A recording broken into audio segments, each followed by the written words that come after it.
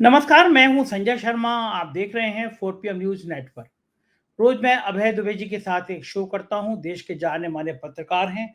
आप उनको ABP channel पर लगभग रोज बहस करते हुए सुनते हैं। बहुत अच्छी किताबें लिखी हैं उन्होंने, कई किताबें लिखी हैं, बहुत अच्छी नॉलेज है।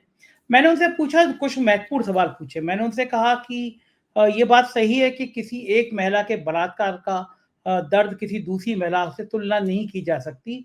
देश में कहीं भी महिलाओं के संग उत्पीड़न हो, दर्द बराबर होना चाहिए। लेकिन ऐसा क्या बात हुई कि मणिपुर में सैकड़ों महिलाओं के साथ बदसलूकी हुई, उनको नग्न किया गया, नग्न करके जुलूस निकाला गया, उनके शरीर के प्राइवेट पार्ट से बहुत ज्यादा छेड़खानी की गई, कई महिलाओं की बलात्कार के बाद हत्या कर दी गई। लेकिन भारतीय जनता पार्टी के मुंह से मणिपुर का मान ही निकला, प्रधानमंत्री के मुंह से मणिपुर का मान ही निकला। ये गोदी मीडिया के एंकर और एंकरनियां जो इस समय कलकत्ता में एक डॉक्टर के दर्दनाक रेप और मर्डर के बाद लगातार आज हफ्ता भर होने को आ गया, दिन में 8-8 10-10 घंटे सिर्फ कलकत्ता का कांड चल रहा है। कलकत्ता के डॉक्टर के साथ मेरी पूरी सहानुभूति है, पूरा दर्द है। पूरे देश को उस डॉक्टर के दर्द के साथ खुद को जोड़ना चाहिए। मगर क्या इन एंकर और एंकरनियों को मणिपुर नहीं जाना चाहिए? वहां दर्जनों महिलाओं के संग जो बेरहमी हुई उसकी चर्चा नहीं करना चाहिए? इन एंकर और एंकरनियों को जब दिल्ली में खिलाड़ियों को घसीटा जा रहा था, एक भारतीय जनता पार्टी के सांसद ब्रजभूषण सिंह पे आरोप लग रहे थे, यौन शोषण के आरोप लग रहे थे, तो क्या इन एंकर और एंकरनियों को खड़ा नहीं होना चाहिए था? उन खिलाड़ियों के साथ नहीं खड़ा करना चाहिए था? और उत्तर प्रदेश में भारतीय जनता पार्टी के एक विधायक ने एक महिला से रेप किया, उनके पिता की हत्या करा दी गई, विधायक जी जेल में हैं, लेकिन एंकर और एंकरनियां नहीं खड़े हुए। इस तरह की तमाम घटनाएं हैं। कलकत्ता की घटना जानबूझ के घंटों घंटों टीवी चैनल पे क्या सिर्फ इसलिए दिखाई जा रही है कि ममता बनर्जी ने मोदी जी को बहुत दर्द दे दिया है?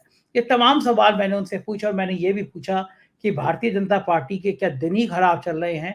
हरियाणा में जब चुनाव सिर पर है, बहुत बड़ी संख्या में पिछड़ी और दलित जातियां हरियाणा में रहती हैं, उस दौर में लेटरल एंट्री का प्रस्ताव लिया है, मतलब पिछले दरवाजे से आरक्षण को ताक पे रखकर नौकरियां दी जा रही हों। भारत बंद की कॉल की SC ST कैटेगरी ने और बहुत सफल रहा बंद। पहली बार अखिलेश और मायावती इस मुद्दे पर साथ आ गए। मतलब आरक्षण का जिन्न खड़ा हो गया। संविधान के नाम पर, संविधान की हत्या के नाम पर भारतीय जनता पार्टी एक लंबे समय के बाद, 10 साल के बाद बहुमत से दूर रह गई, क्योंकि पिछड़ी और दलित जाति भाजपा के खेल को समझ गई थी। और एक बार फिर जब आरक्षण का जिन्न बाहर आ रहा है, तो क्या महाराष्ट्र में भी एक घटना हुई बदलापुर में, लेकिन टीवी चैनल उसको बहुत कम करके दिखा रहे हैं। 24 तारीख को वहां बंद कॉल की गई है। तो क्या ये जो आरक्षण का जिन्न निकलेगा, ये झारखंड, महाराष्ट्र और बिहार में कहीं बीजेपी का डिब्बा तो गोल नहीं कर देगा? ऐसी तमाम बातें हमने की हैं अभय दुबे जी के साथ। आपको लेके चलते हैं, सुनिएगा। बहुत जबरदस्त बातचीत है। उससे पहले रिक्वेस्ट है, चैनल को ज्वाइन और सब्सक्राइब जरूर करिएगा। चलते हैं अभय जी के पास। 4 PM न्यूज नेटवर्क में स्वागत है अभय दुबे जी आपका। कल आपसे हम बातचीत कर रहे थे और लेटरल एंट्री को लेकर आपने बहुत बढ़िया जी। तर्क दिए, बताया था कि सरकार कैसे फंस सकती है। मुझे लगता है जी। मोदी जी ने आपकी बात सुन ली कि वो आदेश रद्द हो गया, लेकिन जी। उसके बाद भी कई मुद्दे पे अलग-अलग फोरम पे बड़ा विवाद हो रहा है। लोग कह रहे हैं जी। कि हरियाणा में चुनाव की घोषणा हो गई है। हरियाणा में जो भर्तियों का आदेश किया था वो रद्द कर दिया है हाईकोर्ट, निर्वाचन आयोग ने किया। अब आप नहीं कर सकते। कांग्रेस ने कहा था इसको रोका जाए। पूरे देश में जी। SC ST के लोगों ने एक भारत बंद का आह्वान किया था। आज की जो कोटे में कोटा वाला मुद्दा है, और जी। पहली बार अखिलेश और मायावती भी दोनों इस मुद्दे पर एक साथ आ गए। जी। कुल मिला के चाहे वो लेटरल एंट्री की बात हो या कोटे में कोटा की बात हो, जी। पूरे देश में आरक्षण के नाम पर एक बड़ी आवाज खड़ी हो गई है। आपको लगता है कि चुनाव सिर पर हैं, हरियाणा में, महाराष्ट्र के, झारखंड के, कश्मीर के, तो ये आरक्षण का जो जिन बाहर आया है वो कितना नुकसानदायक होगा सरकार के लिए? देखिए, आज का माहौल देखकर मुझे 1990 की याद आ रही है। पता नहीं संजय जी, आपकी उम्र उस वक्त कितनी रही होगी, लेकिन मैं तो बाकायदा जनसत्ता में काम करता था और दिन रात राष्ट्रीय सामाजिक आर्थिक विषयों पर लिखता पढ़ता और सोचता था। मेरी आंखों के सामने 1990 घटित हुआ था, जबकि विश्वनाथ प्रताप सिंह ने मंडल आयोग की सिफारिशों को स्वीकृति दी और पिछड़े वर्ग के लिए 27% आरक्षण की घोषणा की। जैसे ही विश्वनाथ प्रताप सिंह ने आरक्षण की घोषणा की, वैसे ही आरक्षण विरोधी आंदोलन फूट पड़ा। और जैसे ही आरक्षण विरोधी आंदोलन फूट पड़ा, सबसे ज्यादा दुविधा में जो पार्टी और जो नेतृत्व फंसा वो थी भारतीय जनता पार्टी और उसका नेतृत्व यानी अटल बिहारी वाजपेयी और लाल कृष्ण आडवाणी और राष्ट्रीय स्वयंसेवक संघ। तो स्थिति इतनी विचित्र विकट हो गई कि भारतीय जनता पार्टी की समझ में ही नहीं आ रहा था कि क्या करें क्या ना करें। आरक्षण विरोधी आंदोलन में दरअसल भारतीय जनता पार्टी के ही ज्यादातर कार्यकर्ता भाग ले रहे थे। भारतीय जनता पार्टी ऊंची जातियों के बीच में उन दोनों लोकप्रिय होना शुरू हुई थी, कांग्रेस से ऊंची जातियों के वोट छीन रही थी और भारतीय जनता पार्टी बिल्कुल नहीं चाहती थी कि उसको एक आरक्षण समर्थक पार्टी के तौर पर देखा जाए, लेकिन वो ये भी नहीं चाहती थी कि उसको एक आरक्षण विरोधी पार्टी के तौर पर देखा जाए, क्योंकि आरक्षण विरोधी पार्टी के तौर पर देखे जाने का मतलब था कि वो हमेशा के लिए एक ब्राह्मण बनिया पार्टी की छवि में सिमट कर रह जाती। इसीलिए जब जो पहला जिन्होंने आत्मदाह किया था, जिस छात्र ने आत्मदाह किया था, उस छात्र जो सफदरजंग के बर्न वार्ड में वो दाखिल था और जिंदगी और मौत की लड़ाई लड़ रहा था, तो लाल कृष्ण आडवाणी उसको वहां देखने के लिए गए। उनके साथ मदन लाल खुराना थे। एक बड़ी दिलचस्प आपको घटना बताता हूँ। और जब देख के बाहर निकले तो सफदरजंग अस्पताल के प्रांगण में उन्हें आरक्षण विरोधी छात्रों ने घेर लिया। लाल कृष्ण आडवाणी ने वहां खड़े हुए एक तिपहिया स्कूटर के ऊपर चढ़कर उनको संबोधित करने की कोशिश की, लेकिन छात्र लोग लगातार मांग करते रहे, आरक्षण विरोधी छात्र थे, वो मांग करते रहे कि आप आरक्षण का विरोध कीजिए, आप आरक्षण का विरोध कीजिए। लाल कृष्ण आडवाणी ने आरक्षण का विरोध नहीं किया। मदन लाल खुराना ने उनको बचाने की कोशिश की, लेकिन उनको जबरदस्त हूट किया गया, उनके ऊपर कई चीजें फेंकी फाकी गई। बड़ी मुश्किल से आडवाणी जी खुराना द्वारा वहां से निकाले जा सके। तो उस दिन भारतीय जनता पार्टी को लगा कि आरक्षण कितनी विकट चीज है, किस तरीके से आरक्षण भारतीय समाज और राजनीति के बीच के जो संबंध है उस संबंध को परिभाषित करने जा रहा है। आप समझ रहे हैं ना, भारतीय राजनीति और समाज के बीच के संबंध को आरक्षण परिभाषित करने के लिए जा रहा है। और भारतीय जनता पार्टी ने उसमें बहुत दिमाग खपाया कि भाई इस जिन्न से, जिसको आपने आरक्षण का जिन्न कहा है, इस जिन्न से हम कैसे निपटें। भाजपा उस जिन्न से मुद्दतों तक नहीं निपट पाई। पूरा 90 का दशक निकल गया, भाजपा नहीं निपट पाई। और उत्तर प्रदेश में मुलायम सिंह की party Samajwadi party, Bahujan Samaj party, और इधर बिहार के अंदर लालू यादव की पार्टी भारतीय जनता पार्टी को पिछड़े वर्गों में और दलित वर्गों में लोकप्रिय होने से रोकती रही। हर चुनाव में इन्होंने काफी सीटें जीती और भारतीय जनता पार्टी एक निश्चित सीमा से कभी भी ज्यादा सीटें नहीं जीत पाई। प्रमोद महाजन ने उन दोनों कहा भी था एक वक्तव्य में, जब तक मुलायम सिंह और लालू यादव ये सीटें जीतते रहेंगे तब तक हम लोग कभी भी इस देश में बहुमत नहीं प्राप्त कर पाते। आज बिल्कुल ठीक इसी हालत में नरेंद्र मोदी, अमित शाह की भाजपा और मोहन भागवत का राष्ट्रीय स्वयंसेवक संघ खड़ा हुआ। इन लोगों को नहीं पता है कि इस आरक्षण के जिन्न का मुकाबला कैसे किया जाए। और ये जिन्न, इस पिछली बार तो वो जिन्न विश्वनाथ प्रताप सिंह ने पैदा किया था, इस बार ये जिन्न खुद भारतीय जनता पार्टी ने पैदा किया। इसकी क्यों पैदा किया ये मैं आपको बताता हूँ। ये भारतीय जनता पार्टी है जिसने रोहिणी कमीशन नियुक्त किया और रोहिणी कमीशन की सिफारिशों को इस वक्त ये दबाए बैठी हुई है, उसको बाहर नहीं निकलने दे रही, क्योंकि रोहिणी कमीशन ने लगभग उसी तरह की सिफारिशें की हैं जिस तरह का शेड्यूल कास्ट और शेड्यूल ट्राइब्स के लिए सुप्रीम कोर्ट ने फैसला दिया।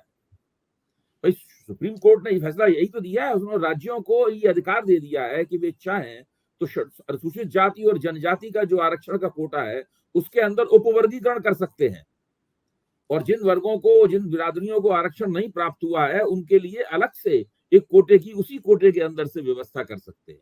यही तो अधिकार दिया है उन्होंने। दूसरा अधिकार ये दिया कि अगर वो चाहें तो वहां पर मलाईदार परत का सिद्धांत भी लागू कर सकते हैं। उसमें सब कुछ राज्यों के हाथ में है, राज्यों के लिए कोई चीज काम करना अनिवार्य नहीं है। राज्य चाहे तो सुप्रीम कोर्ट के इस आदेश को नजरअंदाज कर सकते हैं, चाहे तो ये कर सकते हैं। पहले वो चाह के भी नहीं कर सकते थे, फर्क केवल ये पड़ गया। तो ये जो स्थिति बिल्कुल यही, अगर आप रोहिणी कमीशन की सिफारिशों पर गौर करें जो कि छन छन के बाहर आई हैं और अखबारों में काफी प्रकाशित हुई हैं, तो वो भी सिफारिशें यही मांग करती हैं कि पिछड़े वर्ग का जो 27% आरक्षण है उसके अंदर उपवर्गीकरण होना चाहिए और उन बिरादरियों को आरक्षण अलग से दिया जाना चाहिए जिन बिरादरियों को अभी तक आरक्षण नहीं प्राप्त हो पाया है। तो इससे क्या हुआ है कि हर इलाके में जो मजबूत बिरादरी है, जो आरक्षण का अधिकतम लाभ उठाती रही है, वो इस सुप्रीम कोर्ट के फैसले के खिलाफ है। उत्तर प्रदेश में मायावती इस फैसले के खिलाफ है। बिहार में चिराग पासवान इस फैसले के खिलाफ है, क्योंकि वहां पासवानों की हैसियत वही है जो उत्तर प्रदेश में जाटवों की हैसियत है। तो मैं सिर्फ एक छोटा सा परिप्रेक्ष्य हमने आपके सामने इसलिए रखा है कि ये अच्छा, और भारतीय जनता पार्टी मन ही मन चाहती है कि आरक्षण में उपवर्गीकरण किया जाए, इसीलिए तो रोहिणी कमीशन स्थापित किया गया था, क्योंकि उपवर्गीकरण करने से ही वो उत्तर प्रदेश के जाटवों का जो नेतृत्व है, उस नेतृत्व को गड़बड़ा पाएंगे और मायावती के हाथ से वो नेतृत्व छीना जा सकेगा। इसीलिए पासवानों के हाथ में पूरे दलितों का नेतृत्व ना रहा। इसीलिए एक जमाने में नीतीश कुमार ने वहां पर महादलित का उपवर्गीकरण किया था, लेकिन उस वक्त नीतीश कुमार को इस प्रकार का कानूनी अधिकार नहीं था, इसलिए पासवान जो है वो दबाव डालकर खुद महादलित की श्रेणी में आ गए। अब वहां सभी महादलित हो गए उत्तर प्रदेश में, ये स्थिति बन गई। तो मैं कहना ये चाहता हूं कि भारतीय जनता पार्टी ने ही दरअसल ये जिन्न खड़ा किया है, और अब मोदी जी की समझ में नहीं आ रहा है कि इस जिन्न से कैसे निपटा जाए। और इस जिन्न के साथ में ऐसी ऐसी चीजें जुड़ी हुई इसकी मोदी जी कभी कल्पना नहीं कर सकते। जब 2018 में जब मोदी जी के ही थिंक टैंक NITI कमीशन, जिसको गलती से नीति आयोग कहा जाता है, नीति आयोग दरअसल उसका नाम नहीं है, NITI कमीशन कहता हूं, वो उसका सही नाम है। जब NITI कमीशन ने ये राय दी सरकार को, ये प्रस्ताव रखा कि भाई उच्च सरकारी पदों के ऊपर लेटरल एंट्री की जाए। इससे मैंने कल कहा भी था कि ये पिछले दरवाजे से, इस चोर दरवाजे से होने वाला घोषित प्रवेश है। जब इसका उन्होंने प्रस्ताव रखा, उस वक्त इन लोगों को पता भी नहीं था कि एक दिन आरक्षण के मामले में इसी प्रस्ताव के कारण ये फंस जाएंगे बुरी तरीके से, और वही हुआ। भाई यही जितेंद्र सिंह जो आज कह रहे हैं कि मोदी जी को आरक्षण की इतनी जरूरत है, आरक्षण की इतनी फिक्र है कि उन्होंने फौरन ये 45 वैकेंसीज जो UPSC ने निकाली थी, जब केंद्रीय लोक सेवा आयोग ने निकाली थी, तो उन्होंने वापस लेने का फैसला किया। मोदी कितना आरक्षण प्रिय हैं, आरक्षण की उन्हें कितनी चिंता है। इन्हीं जितेंद्र सिंह का संसद में दिया हुआ वक्तव्य आप पढ़ लीजिए, जो अखबारों में बाकायदा पूरा हरूफ बाई हरूफ प्रकाशित हो चुका है। उसमें उन्होंने लिखा था कि ये लेटर एंट्री कितनी जरूरी है, कितनी महत्वपूर्ण चीज है, बिना इसके जो है वो सरकार उस तमाम तरह की विशेषज्ञता से वंचित रह जाएगी जो कि सरकार के बाहर मौजूद है। अच्छा, तो मेरा जो कुल मिला के मेरी बात का तात्पर्य यह है कि इस वक्त मोदी जी इस दुविधा में हैं कि किस तरीके से उपवर्गीकरण का लाभ भी उठा लें और दलितों को और OBCओं को नाराज भी न करें और आदिवासियों को नाराज भी न करें। वो चाहते हैं कि वो गुड़ भी खाएं और गुलगुलों से परहेज भी करें। ये दोनों काम साथ साथ मुश्किल नहीं है। तो जब कोई किसी पार्टी में रणनीतिक सफाई नहीं होती है, जब स्ट्रेटेजिकल क्लैरिटी नहीं होती है किसी पार्टी के सामने, तब वो इसी तरह की दुविधाओं की शिकार होती है। जिस प्रकार की दुविधाओं के शिकार किसी जमाने में लाल कृष्ण आडवाणी थे, उसी प्रकार की दुविधाओं के शिकार आज भारतीय जनता पार्टी का आला कमान और खासतौर से नरेंद्र मोदी। पिछले चुनाव में क्या हुआ था, लोकसभा चुनाव में जो स्थापित OBC तबके भारतीय जनता पार्टी के पुराने वोटर थे, वो भी उससे हटते हुए दिखे। जगह जगह आदिवासियों के अंदर से भी वोट छिटकते हुए दिखे। दलितों के जितने वोट पहले बार मिलते थे उससे कम वोट मिले, और जो नए वोट मिलने की संभावना थी, नए वोट भी नहीं प्राप्त हुए। वो अखिलेश के पास चले गए या कांग्रेस के, समाजवादी पार्टी के पास चले गए या कांग्रेस के पास चले गए। तो अब इन भाजपा की समझ में नहीं आ रहा कि इस पूरे मसले से जो एकदम गड़बड़ झाला मच गया है, समझ में नहीं आ रहा क्या करें क्या ना करें, इस मसले से कैसे निपटें। अच्छा भाई जी, गड़बड़ झाला इन्हीं की बनाई हुई है। ज्यादा चालाकी सियाना कौआ कहाँ बैठता है, आप तो जानते ही हैं। हाँ बिल्कुल। अच्छा भाई जी, क्या ये इस समय ये मोदी जी का दुर्भाग्य कहा जाएगा, इनकी तकदीर खराब कही जाएगी कि जो भी चाल चलते हैं वो उल्टी पड़ जाती है। हरियाणा के चुनाव से ठीक पहले लेटरल एंट्री को लेकर जो विवाद खड़ा हुआ, उसको आरक्षण से जोड़ दिया गया। ये कुछ वैसे ही नहीं है जैसे संविधान बचाओ वाला मुद्दा लोकसभा चुनाव में सबसे बड़ा मुद्दा बन गया कि ये संविधान खत्म कर देंगे। अब वो हरियाणा के चुनाव से ठीक पहले लेटरल एंट्री, बैकवर्ड और दलितों की बहुत बड़ी संख्या है हरियाणा में। अग्निवीर का मुद्दा वैसे ही बहुत बड़ा मुद्दा बन चुका था हरियाणा में, उस पर लेटरल एंट्री और उसमें रिजर्वेशन, और फिर जब वापस लिया इन्होंने तो और पुख्ता हो गई, भैया कुछ तो गड़बड़ झाला था। तो ये क्या इनकी तकदीर खराब है, या इन्हें आभास क्यों नहीं होता, इंटेलिजेंस इनके पास बात? तकदीर तो खराब है ही, लेकिन जो बार बार तकदीर इनकी खराब हो रही है और अच्छी तकदीर का इन्हें नामो निशान, अच्छी तकदीर का कोई दूर दूर तक संकेत नहीं मिल रहा है, उसका कारण पिछले 10 साल में जिस तरह से उन्होंने शासन किया है वो है। पिछले 10 साल में जो उन्होंने किया है, वो उनके जो कर्म है वो अब इनके सामने आ रहे हैं। भाई ये 2018 में किसने कहा था इनसे कि लेटरल एंट्री, भाई जो NITI कमीशन ने जो लेटरल एंट्री का प्रस्ताव किया था, उसे मोदी सरकार ने माना कि नहीं माना? मोदी सरकार के मंत्री जितेंद्र सिंह ने संसद में उसकी अनुशंसा की और उसको पुष्ट किया कि ये बहुत ही अच्छा काम है, इस काम को हम जरूर करना चाहते हैं। और उसमें स्पष्ट रूप से था कि इसके ऊपर आरक्षण लागू नहीं होगा। मैंने कल आपको बताया था कि एक 13 पॉइंट रोस्टर होता है, 13 पॉइंट रोस्टर होता है। उस 13 पॉइंट रोस्टर में हर चौथी नियुक्ति जो है वो ओबीसी की होनी चाहिए। हर 7वीं नियुक्ति एक दलित की यानी अनुसूचित जाति की होनी चाहिए। हर 14वीं नियुक्ति एक आदिवासी की या एक शेड्यूल ट्राइब पे अनुसूचित जनजाति की होनी चाहिए। उसके बाद अब EWS की कैटेगरी भी है, उसकी भी नियुक्तियां इसके अंदर होनी चाहिए। यानी अगर 10 लोग कहीं नियुक्त होते हैं तो उसमें से कम 5 या 6 लोग आरक्षण के हिस्से में चले जाते हैं उस रोस्टर की वजह से।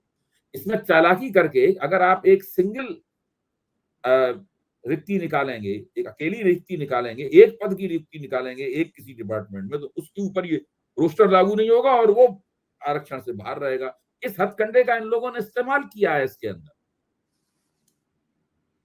तो ये सब सरकार ने बड़ी चालाकी से सोच समझ कर किया था, लेकिन उस वक्त इन्हें अंदाज ये था कि अब हमें ये तो उस बात पे हवा के घोड़े पे सवार थे कि हमको 350 सीटें आएंगी। राष्ट्रीय स्वयंसेवक संघ के सामने उन्होंने कहा था कि 325 से कम सीटें आएंगी नहीं, ज्यादा ही मिलेंगी। खास बात ये थी कि जब एग्जिट पोल जब सामने आए तो भाजपा के बड़े बड़े नेता ये कहते हुए घूम रहे थे, मैंने खुद उनको कहते हुए सुना है, दूसरे की मैं सुनाई बात नहीं कह रहा हूं, कि भाई एग्जिट पोल जो दिखा रहा है हमारी सीटें तो उससे ज्यादा आएंगी, ये कहते हुए घूम रहे थे। तो आप इससे अंदाज लगाइए, इनका तो अनुमान ये था कि जब हम 350 सीटें लेके बैठे होंगे और हमारा जो मोर्चा है एनडीए वो 450 के करीब सीटें लेके बैठा होगा, ऐसी हालत में हम जो भी करेंगे हमारा कोई विरोध करने वाला होगा ही नहीं, हम तो एक तरफा काम करते चले जाएंगे। लेकिन भाजपा की कुल 77 सीटें कम हुई, बहुमत से ये 63 सीटें नीचे आ गए और नतीजा ये निकला कि इनको 27 सीटें जो इन दोनों के पास मिलाकर हैं, जनता दल यूनाइटेड और तेलुगु देशम पार्टी, उनके ऊपर निर्भर होना पड़ा। आज स्थिति यह है कि ये बिना अपने इन दो जो सहयोगी दल हैं इनकी संस्तुति और इनकी मर्जी के बिना कोई काम नहीं कर सकते।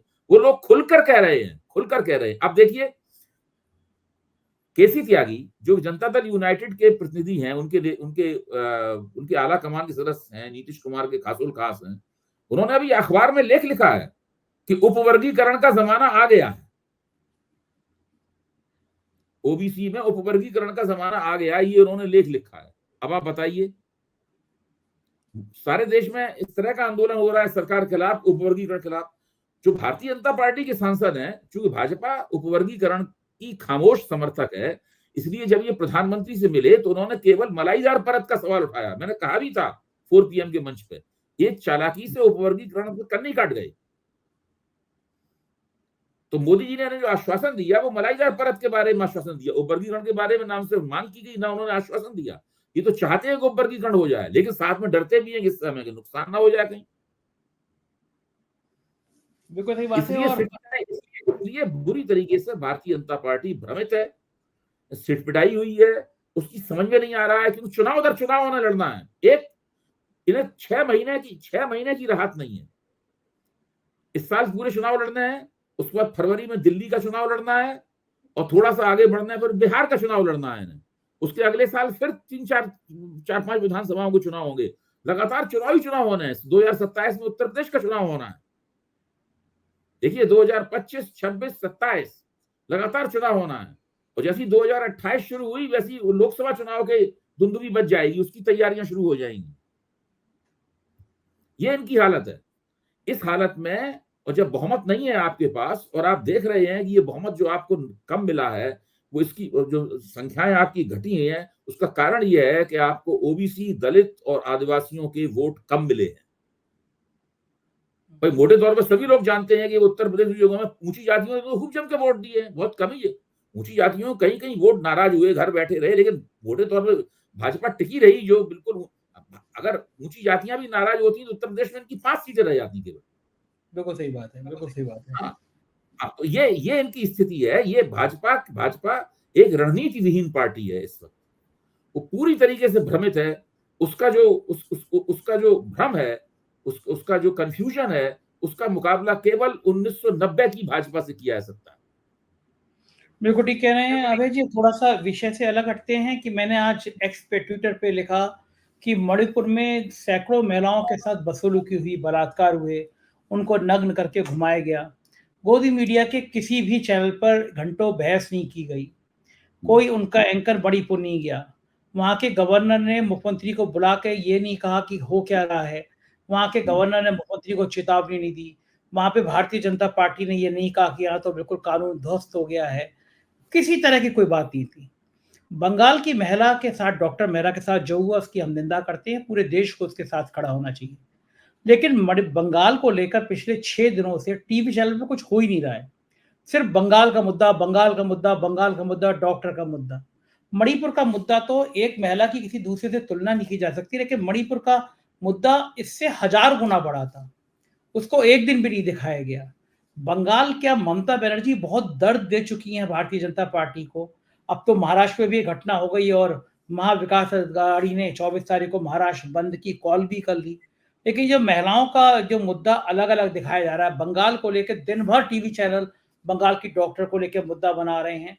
क्या लोग क्या समझते हैं, लोगों को समझ नहीं आ रहा, और क्या ममता बनर्जी ने वाकई में बहुत दर्द दे दिया है मोदी जी को? देखिए, ममता बनर्जी ने तो मोदी जी की हर चुनौती का मुंह तोड़ जवाब दिया है। और जितना परेशान और दुखी ममता बनर्जी ने मोदी जी किया है, उतना और किसी ने नहीं किया। मेरे ख्याल से अब इस मामला और किसी का नाम देंगे तो अखिलेश का नाम आएगा। अखिलेश ने बहुत ज्यादा परेशान हो दुखी किया है मोदी जी को। ममता बनर्जी ने तो भारतीय जनता पार्टी को पश्चिम बंगाल में बिल्कुल ध्वस्त कर दिया है। विधानसभाओं के चुनाव हराए, लोकसभा के चुनाव हराए, बिल्कुल खत्म। भाजपा इस वक्त बहुत बुरी हालत है। अब भाजपा इस जो डॉक्टर 31 वर्षीय डॉक्टर के साथ जो घोर अनाचार हुआ, हिंसा हुई, यौन हिंसा हुई और उसके बाद में उसकी हत्या की गई, यातनाएं दे के हत्या की गई, उसका लाभ उठाकर भारतीय जनता पार्टी बंगाल में और राष्ट्रीय स्तर पर वापसी करना चाहती है।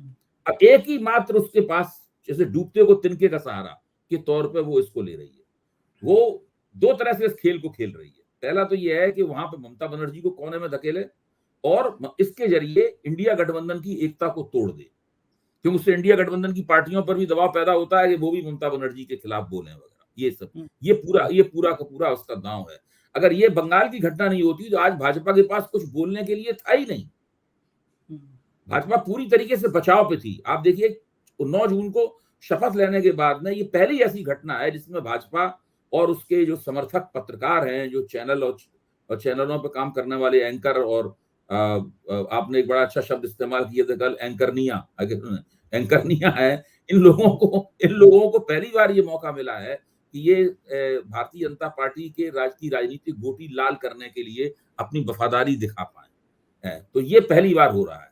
अच्छा, अब इसमें दिक्कत क्या है कि महिलाओं के खिलाफ जो यौन अपराध हैं, बच्चियों से लेके और बुजुर्ग महिलाओं तक, सारे देश में हो रहे हैं, हर जगह हो रहे हैं। अभी थाने में जो हुआ है, थाने में बदलापुर नामक जगह में जो स्कूल में पढ़ने वाली जो छोटी बालिकाएं हैं, उनके साथ में जो अपराध हुआ है, वहां कितना जबरदस्त आंदोलन चल रहा है। वहां थाने में पटरियां, हजारों लोग पटरियों में उतरे हुए हैं, सड़कों पे गिरे हुए हैं, स्कूल के ऊपर हमला कर रहे हैं, पुलिस उनके ऊपर लाठीचार्ज कर रही है। और भारतीय जनता पार्टी के नेतृत्व वाली जो सरकार है वहां पर, महायुति की सरकार है, वो पूरी तरीके से बचाव में कटघरे में खड़ी हुई है उस सवाल के ऊपर। तो अब धीरे धीरे पत्रकार, ये टीवी चैनल वाले उस घटना को भी दिखाने के लिए मजबूर हुए हैं, वरना पहले तो वो घटना दिखाई नहीं रहे थे। इस तरह की घटना है, उत्तराखंड में घटना हो चुकी है, इस तरह की उत्तर प्रदेश में घटना हो चुकी है। भाजपा प्रशासित राज्यों में जगह जगह इस तरह की घटनाएं हुई हैं। और सबसे बड़ी बात तो यह है कि ब्रजभूषण शरण सिंह वाली घटना, उसको कोई कैसे, हाँ, उसको कोई कैसे, उसका तो जिक्र हम लोगों को हर बार करना ही चाहिए। वो उस वक्त ये सब लोग कहाँ थे? स्मृति ईरानी चुपचाप मुंह बंद किए हुए किसी कोने में बैठी हुई थी, वो भी निकल कर आ गई इस मसले पर, अपनी पूरी अदा के साथ कहती हुई घूम रही हैं इसका रेप उसका रेप नहीं बोलना चाहिए। तो ये बात तो खुद उनके ऊपर भी लागू होती है। जब ठीक बात ब्रभूषण है। शरण सिंह के खिलाफ आंदोलन जंतर मंतर पर चल रहा था और विनेश फोगाट, साक्षी मलिक और बजरंग पूनिया उनके उनका दमन किया जा रहा था, उनको घसीटा जा रहा था, उनका टेंट उखाड़ दिया गया था, उनके टॉयलेट घसीट ले गए थे पुलिस वाले। उस वक्त तो इन लोगों के ये तो सब मुंह में दही जमाए बैठे हुए थे, चुपचाप बैठे हुए थे, ये इन लोगों की हालत थी।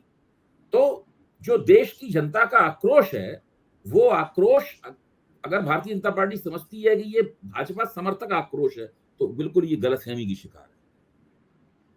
ये आमतौर पे भारत के अंदर जो गवर्नेंस, भारत में किसी भी पार्टी की सरकार हो, उसमें गवर्नेंस डेफिसिट होता है, पुलिस ठीक से काम नहीं करती, जैसी ऐसी घटना होती है, जिस सत्ता में घटना होती है, डिनायल मोड में चला जाता है, फिर पुलिस की मदद से उसको स्पिन दिया जाता है। ये वो समस्या है और इस समस्या पर जनता का जागरूक होना बहुत ही उचित है। हम सब लोग उसके साथ हैं। तो ऐसी स्थिति में अगर भारतीय जनता पार्टी ये मानती है कि इसके जरिए वो अपनी राजनीतिक गोटी लाल कर लेगी, तो ये बिल्कुल गलतफहमी में है। इससे भाजपा को कोई लाभ नहीं होने वाला। बिल्कुल ठीक है। राहुल गांधी ने तो बड़ा सधा हुआ बयान दे दिया कि पश्चिम बंगाल, यूपी, बिहार के बाद अब महाराष्ट्र में भी जो बेटियों के खिलाफ शर्मनाक घटनाएं हो रही हैं, ये हमें सोचने पे मजबूर करते हैं कि हम एक समाज के तौर पर हम कहाँ जा रहे हैं। तो वो जो लड़ाई थी इंडिया गठबंधन की, उसके बहुत सधा हुआ बयान राहुल गांधी का सामने आ गया है। देखिए, भारतीय जनता पार्टी असल में अगर केवल ये घटना बंगाल में ही हुई होती और कहीं इस तरह की घटनाएं नहीं हो रही होती, तो उसके बाद कुछ भाजपा जो कह रही है उसका कुछ केस भी बनता। लेकिन ये एक एक एक एक पूरा सर्व भारतीय परिघटना है, पूरे देश में घटित होने वाली समस्या है और ये मनोसामाजिक समस्या है। अब मोदी जी लाल किले पे भाषण देते हैं, हर भाषण में कहते हैं समाज की मनोरचना बदलने के लिए वो काम कर रहे हैं। इस बार भी बोले हैं, इस बार भी लाल किले से भाषण दिया है कि समाज की मनोरचना बदलने के लिए काम कर रहे हैं वो। सवाल ये है भाई, कौन सी मनोरचना बदलने के लिए काम कर रहे हैं आप? कौन सी मनोरचना आपने समाज की बदली है? आप जब इस देश की स्त्रियों का सम्मान करने के लिए समाज के लोगों को तैयार नहीं कर पा रहे, बेटियों की रक्षा करने के लिए तैयार नहीं कर पा रहे, शिशु बालिकाओं की रक्षा करने के लिए, दुधमुही बालिकाओं की रक्षा करने के लिए आप तैयार नहीं कर पा रहे, आप वृद्ध महिलाओं, बुजुर्ग महिलाओं की रक्षा करने के लिए लोगों को तैयार नहीं कर पाए, तो आप कौन से समाज की कौन सी मनोरचना के लिए आप काम कर रहे हैं?